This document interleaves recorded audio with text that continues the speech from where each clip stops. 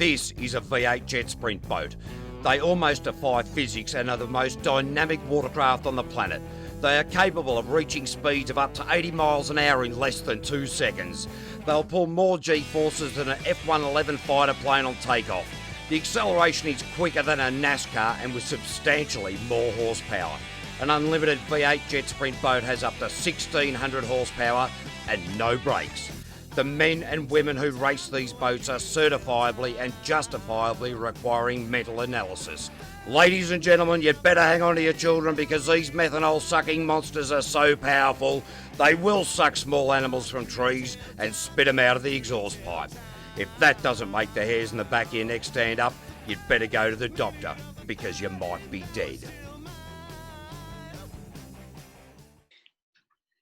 G'day and welcome to my gym. It is called The Gym. And I can tell you right now, when you come to my gym, it is a different workout experience to what you might be prepared for.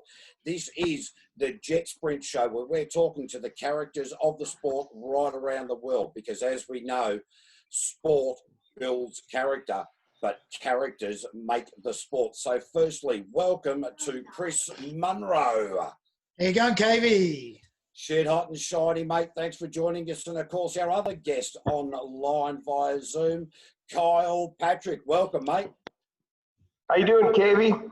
Mate, it is bloody awesome to have you guys zooming in all the way from America. Now, Kyle, we've got you on screen there. Mate, one thing I do need to know is over the years, you've had very, very few crashes compared to some others. But in the last couple of years, you've had some bloody rippers. Yeah, I guess I'm just trying to keep up with all the other good guys, get my crashes in out of the way. I'm sort of sitting there thinking, is it because you're trying harder, the competition's got a little bit stiffer? What do you think is the reason for that?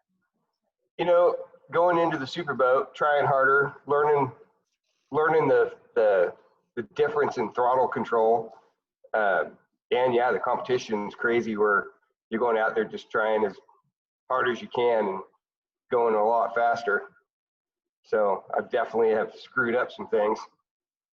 Oh, but mate, look, as we know, it's only a few millimetres, or as you guys talk, inches, and things can go pretty dramatically wrong. Now, Chris, mate, you're a Kiwi now living in America. Of course, you're the 2001-2002 world champion in the Group A category, mates.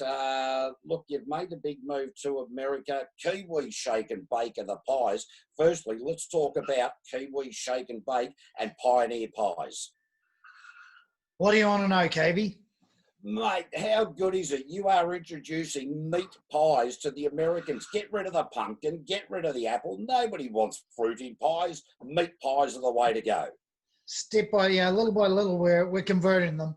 It's it's been a big challenge, and but a great place to be, and you know, great people, great. I think it's a great concept. It's just going to take some time. Yeah, look, mate, and in the meantime, you're heavily involved in the jet sprinting scene over there. Of course, you've been around the sport for a number of years. You've raced all over the world. The crowd that we see in some of the photos that you've sent through to us in the background are so different and so involved in everything that happens out on the track. Yeah, you know, they're really enthusiastic. They get right behind you. It's a really great experience racing here, that's for sure. Mate, have you and your wife, Katie, had a whole heap of hangers on there asking for your autographs and things like that? Yeah, you know, they're really big on that sort of thing. They want to get amongst the action, you know, get all around over the boats and get to know you. It's, you know, it is a lot of fun, and, you know, we love just, doing what we can to be part of it. And it is fantastic. And Kyle, you spent last season racing in New Zealand. The crowd certainly not what you are used to in the States, but enthusiastic in a different way. Potentially enthusiastic with a little bit more knowledge, maybe. But what was the difference that you found racing in New Zealand compared to racing at home? You there? Yeah, mate.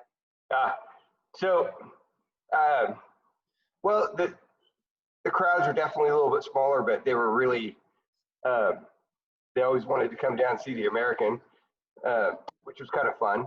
But I really liked how lunch break, all the crowd comes in and checks out all the boats. We don't really have that at home.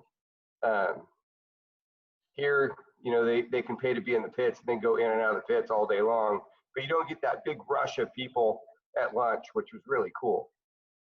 And of course, that's an opportunity for teams to give out stickers and posters to all the kids, because as we understand, you know, bringing the kids through from the next generation, that's really where the future of the sport lies. Absolutely. Mate, now I'm going to ask you about, you've sent through a photo here that we will put up, and, you know, that was a big crash. Tell me, was that at Port Angeles? That was at Port Angeles. So that's in my living room. So I took a picture of that one and sent it to you. But as far as some of the joke was back there in New Zealand was the boat knife. And but yeah, I came in, water just kind of, we were too close to the bank and it happened quick. And luckily nobody got hurt. Yeah, that was a fantastic, well, spectacular looking crash. And look, as we all understand with jet sprinting, we love to see the crashes. We don't ever want to see anybody hurt, and we don't like it when you guys have to pay the bills. Now, Chris, you've had one or two crashes over the years, mate, you know, 20 plus years of experience. Yeah, I didn't hear that last bit, Cavie, but I think I know what you're talking about there. Most of my crashes are in someone else's boat, which isn't good. Yeah, I don't own other people's boats, and yeah, crashing the day before the race isn't a good look. Mate, I was there one time down at Wanaka because you obviously were instrumental in building and developing the Wanaka track down there on the South Island, and you managed to have a journo in for a ride of your life as a bit of a publicity stunt, and you know, get a little bit more oomph out there from the world of radio. It didn't go as well as planned, eh? No. To be fair, you know, we were doing our best to promote the track and the sport, and yeah, we give him the ride of his life. All right, I don't think he'll ever hop on a sprint boat again. That's for sure. Of course, I was there, mate. I was there in the water as the journo got out from the upturned boat, and he was the most excited bloke I'd ever seen cop a big dunking in my life. And as you popped up, there's water pouring out your nose while he's trying to hug you at the same time. Yeah, you know, and all I was thinking about was Lloyd's boat that I just trashed, and he's all over me. Yeah, just so excited. I wasn't quite as excited. No, I'll tell you, that is one of the instances where I've been really very close up to the action. I would have loved to have seen that. You know, taken a photo of that image, it's burnt into my mind. Now, Chris, I've got to ask you, the Worlds in the USA, they're slated for 2021. What type of news can you give us, whether or not we're going to have the World Series of jet sprinting in the US in 2021, or are we going to roll it out to 2022? Well, at this stage, we're still pushing hard. Really can't make any guarantees. This virus is, you know, I'm sure everyone will understand it's holding everyone back. We've got tracks ready to start digging, but can't start digging because of the authority, you know, the councils and that are closed. They can't get the paperwork finished. But I'm not saying it's not going to happen 2021. If it doesn't, we'll definitely be ready 22. And I think, I think Kyle will back that up. Yeah, we're doing our best. Oh, absolutely, it would be, gentlemen. And I know that, Kyle, you're also a member of the USJSA committee or executive committee. Mate, the coronavirus has really knocked the sport around worldwide, although you were telling me today that another form of motorsport actually held an event. They did. It was actually pretty hilarious. They came up with a way to have a crowd, and they just called it a protest.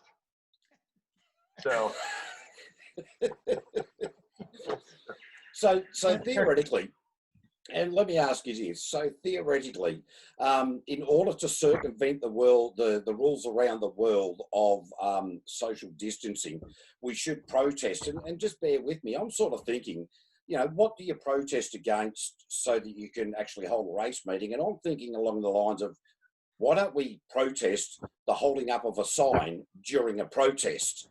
I know I could just see it now. What do we want? Well, protest signs. When do we want them? Well, when we take them out from home, really. I find that that's it's a funny way to circumvent social distancing rules. I think we should protest the fact that people don't like sports, and we're going to protest that we do. I love it. What do we want? Something to hold.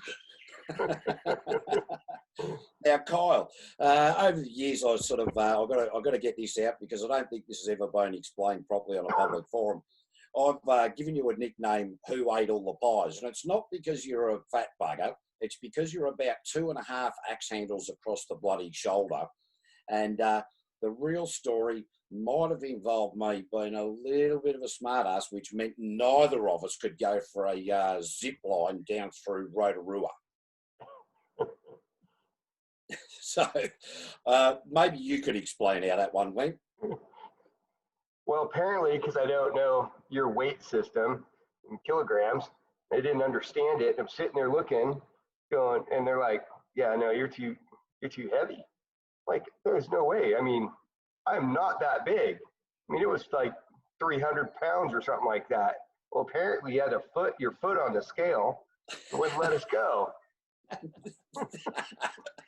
So, just to be clear, ladies and gentlemen, Cole's standing on the scales to make sure that we're underweight, and I've put my foot on the back of the scale, and you could never ever in a million years hold your foot perfectly steady, and for some reason I managed to, and everybody's looked at it, spun around, and me being a smart ass meant we couldn't go on a zip ride. Yeah, but I got off and stripped down, got back on, and I got heavier. I'll tell you what, that was so worth not going for a zip line just to to do that. We'll have to do that when we're back next in Rotorua. So, Kyle, when's your boat still currently in New Zealand, just waiting for it to be put back into the container and sent back home?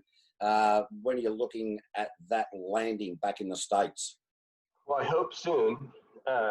It's kind of been hostage with you guys, or New Zealand being shut down. They couldn't get it finished. The motor got dynoed, the motor got done. Finally, the boat's all done. It's sitting there over at Toddy's, just waiting to get finished, put back together, and get on a container. But it needs to come soon, or it might not be here for our first race in July. Right, and look, well, as we know, that protest rules mean that you can actually hold a meeting, so that's wonderful. Yeah. Now, Chris, you have you've got a brand new package over in the States with you now. You had a couple of years of trying times. The new package, from what I saw last season, was looking splendiferous. Yeah. We're a long way ahead of where we were. Awesome package. We've just a bit of fine tuning. We're not quite there yet, but a lot of potential. Really looking forward to getting amongst it. Mate, so July, where's that first race going to be held, Chris? That first race will be Port Angeles, I think. Yeah, right. Well, I'll tell you what, it's good to see, because and let's be honest, America had a few problems there for a little while, just trying to get the sport all back on an even keel. From all reports from right around the world, we're starting to see that people really starting to come together, and that the sport is starting to take those steps forward, because the crowds in America are just sensational. And really looking forward to the World Series over there in 2021 or 2022 if we have to. Yeah. I think in the past there's been a real squirrel mentality here, where they're all over the show. we're trying to push the sheep mentality where we go in one direction and we all stick together. And slowly we're getting there, Cavie. But wee way to go. But there's some really good people in the sport. On the JSA side, everyone there is, we're all pushing for the same end goal. Where we just got to get some of these guys on the sideline, thinking down the same lines. It's all about the sport, not about the individuals. So it's coming together. Oh, that is fantastic news, because over the years we have seen just little, and it's within any association and any volunteer association right around the world. It has to be about the sport, and the sport is just moving leaps and bounds. And Kyle, back to you. You spent all season racing in New Zealand. What did you get out of that specifically? I was tired.